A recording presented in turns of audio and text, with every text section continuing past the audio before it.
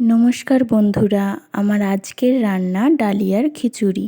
এটি সম্পূর্ণ একটি নিরামিষ রান্না, যে কোনো উপোসের দিনে খেতে পারেন। চলুন দেখা যাক কিভাবে বানাই।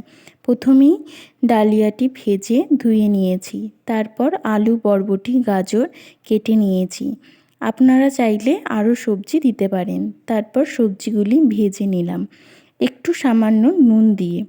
তারপর ডালটি একটু ভেজে সিদ্ধ করার জন্য প্রেসার কুকারে নিয়ে নিয়েছি। তারপর এখানে টমেটো, আদা, জিরে বাটা, কাঁচা লঙ্কা নিয়ে নিয়েছি। তারপর এখানে মশলার জন্য নিয়ে নিয়েছি হলুদ গুঁড়ো, লঙ্কা গুঁড়ো, কাশ্মীরি লঙ্কা গুঁড়ো, জিরে ধনে গুঁড়ো। একটু সামান্য জল দিয়ে গুলে রাখবো। তারপর এখানে ডালটি সিদ্ধ হয়ে গেলে আগে থেকে ভিজিয়ে রাখা ডালিয়াটি ও সবজিগুলো একে একে দিয়ে একটু নাড়িয়ে চাড়িয়ে প্রেসার কুকারে সিদ্ধ হতে দেব।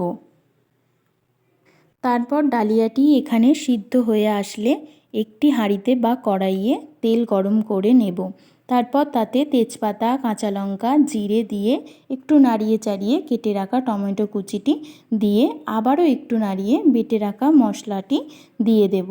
তারপর একটু ভাজা হয়ে আসলে গুলে রাখা মশলাটি দিয়ে দেবো। ততক্ষণ পর্যন্ত নাড়াতে থাকবো যতক্ষণ না তেল ছেড়ে দেয়। তারপর সিদ্ধ করে রাখা ডালিয়াটি পুরোটা দিয়ে দেবো। তাতে দিয়ে দেওয়ার পরে ভালো করে মশলাগুলির সাথে ডালিয়াটি ভালো করে নাড়িয়ে নেব।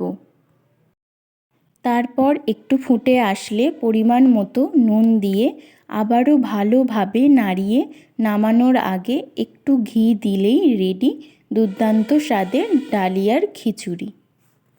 এবার গ্যাসের ফ্লেমটি বন্ধ করে কিছুক্ষণ রেখে দেব।